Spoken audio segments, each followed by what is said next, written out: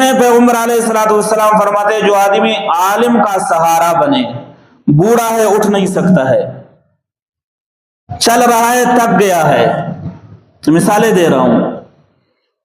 مریض ہے اٹھ نہیں سکتا ہے، اس کو سہارا دے دے اللہ تعالیٰ اس سہارے کے بدلے میں ایک غلام آزاد کرنے کا اجر و ثواب دے گا۔ اور ایک حدیث میں جو آدمی عالم کے پیشانی سے بوسہ لے جتنے بدن پر بال ہے اتنا اجر و ثواب مل جائے گا۔ ایک حدیث میں پیغمبر علیہ الصلوۃ والسلام قیامت کے دن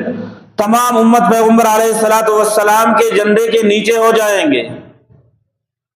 علماء بھی ان کے ساتھ ہوں گے۔ عوام کو جب پیاس لگے گی تو پیغمبر علیہ الصلوۃ والسلام کے کہنے سے، ارشاد فرمانے سے فرشتے ان کو حوض کوثر کا پانی پلائیں گے، لیکن علماء کرام کو رسول اللہ خود اپنے ہاتھوں سے حوض کوثر